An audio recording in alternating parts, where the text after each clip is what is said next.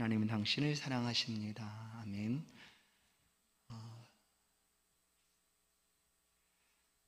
언젠가는 지나가겠죠. 그러나 시간이 오래되면 우리의 마음이 어찌 될까? 그게 제일 걱정입니다. 그러나 지금도 여전히 하나님을 예배하는 이 시간, 우리 가정에서도 또 함께 예배하는 성도 여러분, 진실함과 신실함으로 하나님을 잘 경외하시고 우리의 믿음 흔들림 없이 하나님을 잘 향할 수 있도록 언제나 깨어서 기도하며 하나님의 은혜를 구하는 우리 모두가 되기를 간절히 소망합니다. 그리스도와 다윗의 자손이라는 제목입니다. 바리새인과 사두개인들이 예수님께 따라와서 예수님을 시험했습니다. 그러나 모두 다 실패했죠. 그들이 원하는 대로 예수를 공경에 빠뜨릴 수가 없었습니다. 이거는 있을 수 없는 일이었죠. 왜냐하면 예수님이 육신을 입고 우리 가운데 오신 하나님이셨는데 그를 만드신 창조주에게 감히 피조물이 어찌하겠습니까? 그런데 사람은 어리석은 게 꼭 그렇습니다. 자기가 아는 것이 최고인 것 같고 자기보다 높은 이는 아무도 없는 것 같고 그것이 가장 어리석음이죠. 예수님을 따르는 사람들 가운데 나이도 그리고 지방도 또 직업도 각각 달랐습니다. 그러나 예수님 공동체에는 그것이 아무런 문제가 되지 않았다라는 것을 우리는 알 수가 있습니다. 왜냐하면 예수님 그런 걸 전혀 문제 삼으시지 않으셨습니다. 예수를 따르는 것이 가장 중요한 것이지 그런 것들은 전혀 문제가 되지 않았습니다.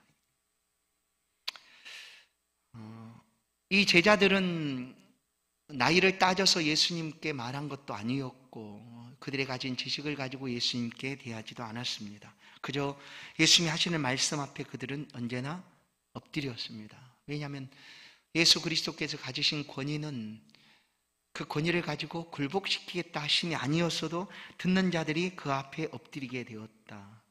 또한 예수님은 누군가를 시험하려고 일부러 아주 교묘하게 문제를 내서 그를 곤경에 빠뜨리는 그런 분은 아니셨습니다. 혹시 우리가 좀 부족하면 예수님은 알려주셨고 가르쳐주셨고 또 기다려주셨고 용납해 주셨습니다. 왜냐하면 목적이 그것이 아니니까. 예수님께서 우리 가운데 다가오시는 것은 우리가 얼마나 잘 아는가 시험하시고자 하심이 아닙니다. 끝까지 어떻게 예수를 따르게 될 것인가 하는 그 일이기 때문에 좀 부족하면 다가오셔서 가르쳐 주셨고 손 내밀어 주셨고 기다려 주셨고 용납해 주셨다라는 것이죠. 그래 오늘 본문을 보시면 예수님께서 이런 물음을 던집니다. 바리새인들이 모였을 때 예수께서 그들에게 물었다. 이 물었다라는 것은 그들이 와서 예수님께 물었던 것처럼 시험을 하기 위함이 아니다라는 것을 우리는 알아야 합니다. 예수님도 그들이 바리새인과 사두개인들이 와서 골탕 먹이려고 한다는 것을 예수님이 아셨으니까 이제 보자, 너희들도 한번 골탕을 먹어봐라 하는 그런 의도에서 이렇게 묻고 있는 것이 아니다라는 거예요. 그들에게 바로 알려주고 가르쳐주고자 함이었습니다. 물으시기를 이렇게 합니다. 42절 너희는 그리스도에 대하여 어떻게 생각하느냐? 누구의 자손이냐? 두 가지죠. 너희는 그리스도에 대하여 어떻게 생각하느냐? 그럼 그 그리스도는 누구의 자손이냐? 하는 거죠. 그들은 그리스도에 대해서 어떻게 생각했을까요? 그러면 그리스도라고 표현하면 좀 어려울 수 있어요. 그래서 메시아라고 한다면 더 쉽겠죠. 유대인들은 메시아를 늘 기다렸습니다. 메시아는 누굽니까? 구원하실 자죠. 기다렸습니다. 그러면 구약의 유대인들이 알고 있었던 이 메시아가 오늘 신약은 헬라어로 기록된 성경이니까 헬라어 표현이 바로 그리스도입니다. 구약의 메시아라는 그 단어가 헬라어로 표현되면 그리스도라는 표현인 거죠. 그리스도는 기름 부음을 받았다라는 의미를 가지고 있고 그리고 왕과 또 제사장과 선지자가 구약에서 기름 부음을 받아 그 직을 세우게 된 사람들입니다. 그래서 그리스도에게는 세 가지 직분이 있는데 왕, 제사장, 선지자 직분이 함께 있다. 그 바로 그리스도라고 표현하는 거죠. 그러니까 더 쉽게 표현하면 유대인들이 알아들을 수 있도록 너희는 메시아를 어떻게 생각하느냐 하는 거예요. 메시아, 기다리는 메시아. 그리고 그러면 이제 그 메시아는 누구의 자손이냐라고 묻고 있는 거예요. 그들이 대답합니다. 이르시되 다윗의 대답하되 다윗의 자손이니이다 라고 얘기합니다. 왜 그 메시아에 대해서 그들은 잘 알고 있었을까? 말라기 선지자 이후에 유대 이스라엘 사람들은 그 시간, 오랜 시간 동안 선지자의 외침도 없고, 그리고 언제 그 구약의 말씀들이 이루어질까라고 기다렸지만 아무런 증언들이 없습니다. 그러다 어느 날 요단강에서 세례 요한이 세례를 베풀게 됩니다. 조용하던 유대 땅에 하나님의 말씀이 선포되기 시작한 거죠. 요단강에서. 그래서 온 유대가 그 요단강으로 달려나갑니다. 이유는 딱 하나예요. 혹시 메시아가 아닐까 하는 거죠. 그렇게 기다렸던 메시아가 이제 우리 가운데 오신 것이 아닐까 하는 것이었습니다. 모든 유대인들은 이 메시아를 기다리고 있었습니다. 왜 기다렸는가? 그들의 삶의 상황 속에서 로마의 압제를 받고 어려움을 겪고 있었습니다. 그래서 이 압제 속에서 우리를 구원해낼 구원자가 필요하다. 그런데 구약에 말씀하고 있는 그 메시아가 지금 오셔서 우리를 구원해 주시지 않을까 하는 그런 메시아를 대망하는, 기다리는 그런 마음들이 가득 차 있었습니다. 그러다가 세례 요한이 외치니까 혹시 저 세례 요한이 메시아가 아닐까 하고 온 유대가 그 앞으로 나가게 된 것입니다. 오늘 이 본문의 말씀은 예수님 사역의 초기 때 공생애를 시작하는 초기에 하신 말씀이 아닙니다. 이제 3년이 거의 다 가고 마지막 3년이 다 되는 그 시점, 그러니까 말기죠. 예수님 3년 공생애 사역의 마지막 때에 하신 말씀입니다. 그런데 그 당시에 세례 요한 이후에 예수님을 따르던 사람들은 혹시 예수님이 메시아가 아닐까 하고 그런 기대를 가지고 수많은 사람들이 예수님 가는 곳마다 함께 다녔습니다. 구름대같이 군중들이 예수님을 에워싸고 함께 다녔습니다. 기대하는 거죠. 이분이 메시아가 아닐까 하는 거예요. 그러나 이 바리새인들과 서기관들은 어땠냐? 물론 바리새인과 서기관뿐만 아니라 종교 지도자들이죠. 제사장들도 함께 포함될 것이고 당시 유력한 사람들이 함께 포함되어서 예수님의 이와 같은 행동들을 문제 삼습니다. 군중들은 메시아가 아닐까 하고 따르는데 이들은 전혀 아니다 하는 거예요. 예수님의 행동, 예수의 행동들을 보니 메시아일 수가 없다. 아니 감히 말할 수 없는 그런 하나님을 모독하는 말들을 어떻게 그렇게 쉽게 표현할 수가 있느냐. 뭐 하늘에서 내려왔다든지 아버지와 나는 하나다라든지 뭐 이런 얘기들을 하니 율법을 알고 있었던 이 바리새인과 사두개인들은 예수를 메시아라고 전혀 생각을 하지 않습니다. 그렇기 때문에 예수님 하신 일들에 대해서 시시건건 시비를 거는 거였죠. 그리고 예수를 신성모독죄로 덮어씌워서 십자가에 내어주기까지 합니다. 죽어 마땅한 자다라고 하는 거였죠. 바로 이제 이 사역 말기 때 예수님께서 그들을 향하여 다시 묻는 거예요. 너희가 그리스도에 대하여 어떻게 생각하느냐? 그리스도는 누구의 자손이겠느냐? 메시아는 곧 누구의 자손이겠느냐라고 묻고 있는 거예요. 그러자 그들은 다윗의 자손입니다라고 즉시 대답했어요. 왜냐하면 메시아는 다윗의 후손으로 온다는 것을 이미 구약에 예언되어 있었고, 그리고 단 한 사람도 그것이 틀렸다라고 말하는 사람이 없습니다. 구약 모든 말씀들은 메시아는 다윗의 후손으로 올 것이다라고 예언하고 있으니까.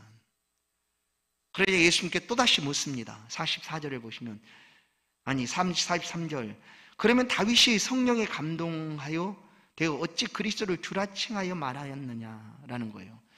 다윗의 자손이라고 한다면, 메시아가 그리스도가 다윗의 자손이라고 한다면 어떻게 그 다윗이 그 메시아를 향하여 주라고 말할 수가 있겠느냐 하는 거였죠. 이 44절의 말씀은 시편 110편 말씀의 인용입니다. 예수님은 율법을 잘 하셨어요. 누누이 말씀드리지만 예수님 오심으로 은혜가 우리 가운데 왔죠. 은혜가 왔습니다. 은혜. 그러나 예수님께서는 율법을 필요 없다, 이것은 구약의 산물이니까 소용없는 것이다 말하지 않았어요. 구약 율법들을 잘 아셨고 그 율법들을 신약에 오셔서 해석해 주신 거죠.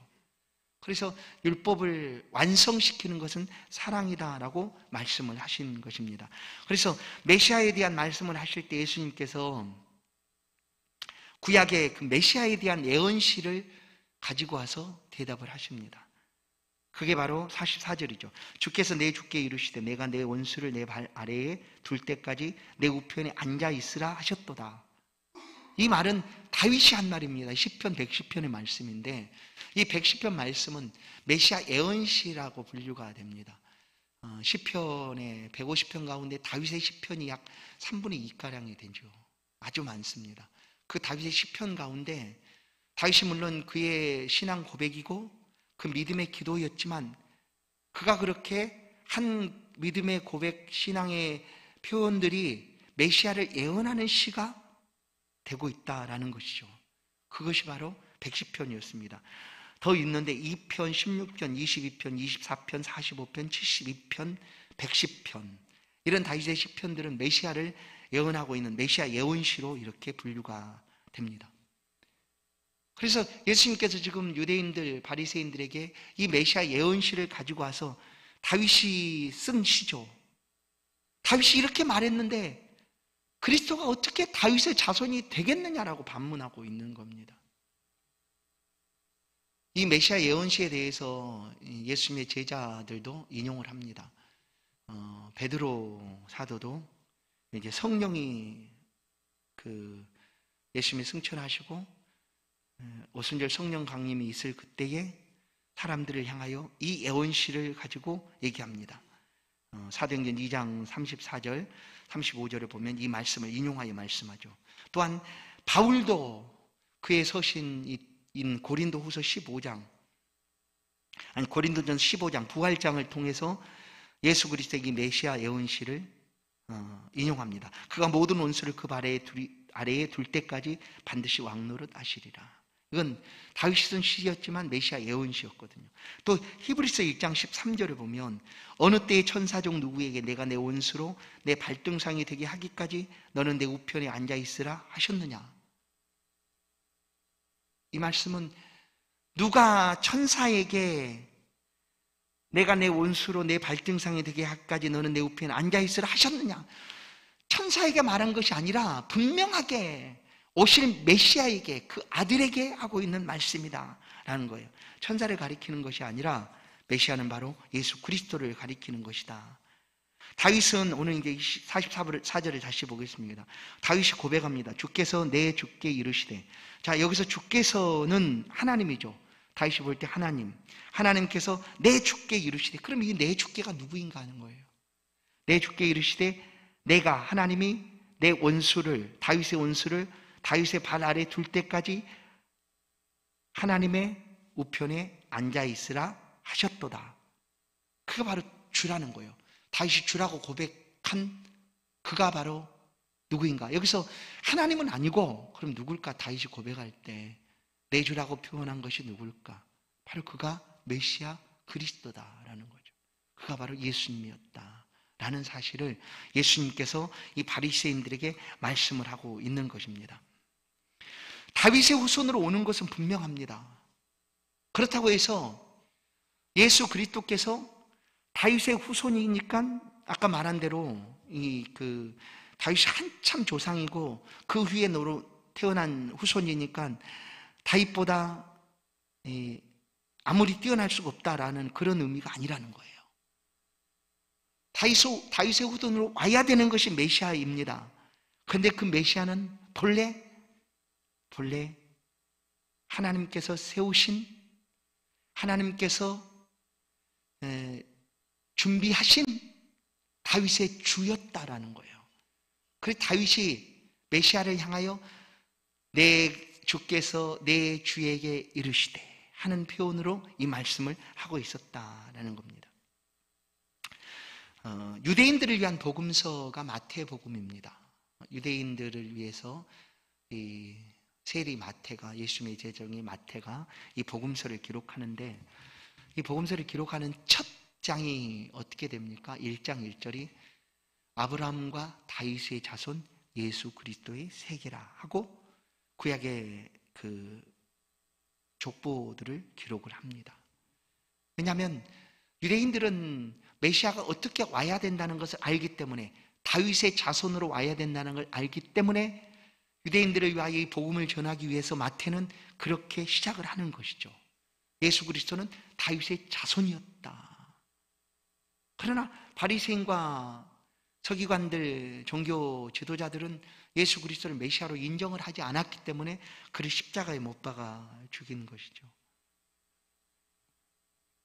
제자 요한이 기록한 요한복음 또한 요한복음을 보면 1장 1절이 이렇게 표현됩니다. 요한복음 1장 1절 태초에 말씀이 계시니라 이 말씀이 하나님과 함께 계셨으니 이 말씀이 곧 하나님이시니라. 이 말씀은 누구일까? 그래서 사실 우리 기독교는 이 말씀입니다. 말씀에 굳이 따지자고 보면 말씀의 종교입니다. 그러니까 어떤 형상이 필요치가 않은 거예요. 하나님의 말씀이 있으니까 말씀. 그래서 이 말씀이 아주 중요한데 결국 이 말씀이 뭐냐? 요한 사도는 요한복음 1장 1절에서 태초부터 이 말씀이 계셨다. 이 말씀이 하나님과 함께 계셨으니 이 말씀이 곧 하나님이시다. 말씀이 하나님이라는 거예요. 하나님. 그런데 요한복음은 왜 요한 사도는 예수 그리스도를 이렇게 표현하고 있을까? 이제 1장 14절을 한번 보십시다. 요한복음 1장 14절. 말씀이 육신이 되어 우리 가운데 거하심에 우리가 그의 영광을 보니 아버지의 독생자의 영광이요 은혜와 진리가 충만하더라. 아니, 처음에 이 말씀이 있었고 이 말씀이 곧 하나님이셨어요. 근데 그 말씀이 육신이 되어 우리 가운데 거하심에 뭡니까? 예수 그리스도의 성육신이죠. 이 땅에 탄생하심 아닙니까?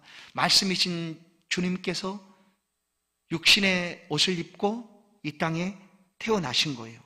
그랬더니 우리가 그 모습을 보니까 영광을 보니 아버지의 독생자의 영광이었다라고 얘기하는 거예요.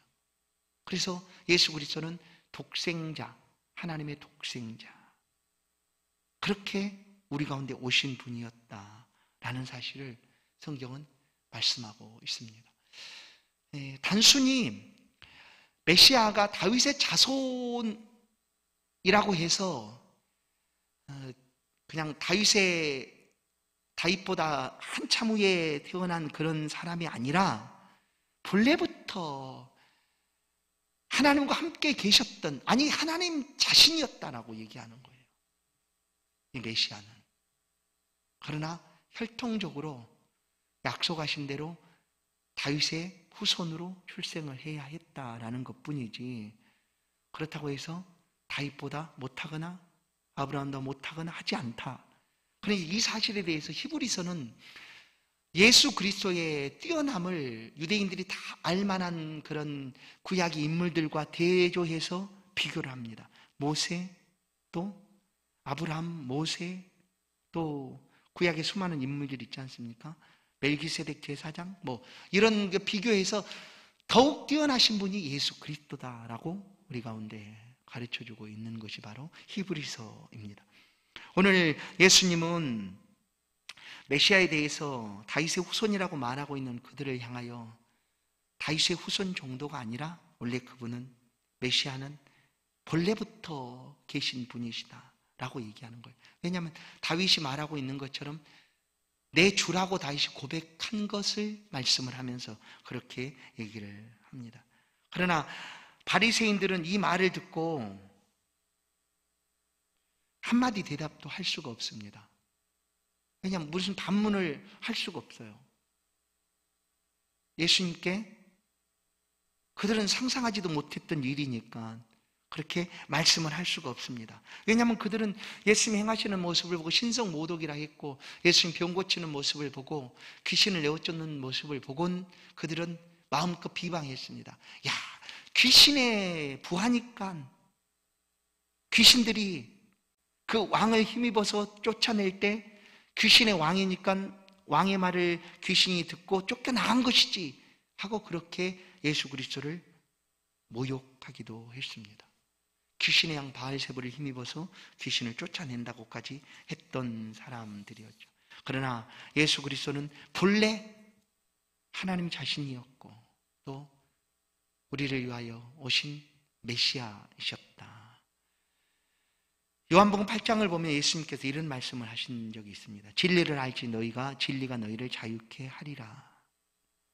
진리를 알지니 진리가 너희를 자유케 하리라. 그래서 유대인들이 이야기를 듣고, 아니 우리가 어디 종된 적도 없는데 무슨 자유를 주겠다고 말을 하지? 라고 할 그때에 예수님께서 요한복음 8장 56절 59절에서 너희 조상 아브라함은 나의 때 볼 것을 즐거워하다가 보고 기뻐하였느니라, 이 말씀을 하시는 거예요. 이게 기가 막힌 말이죠. 유대인들이 그래서 불끈합니다. 유대인들이 가로 내가 아직 50도 못 되었는데 아브라함을 보았느냐라고 얘기해요, 예수님께. 그러자 예수께서 가라사대 진실로 너희에게 이르노니 아브라함이 나기 전부터 내가 있느니라 하시니 저희가 돌을 들어 치료하거늘 예수께서 숨어 성전에 나가시니라.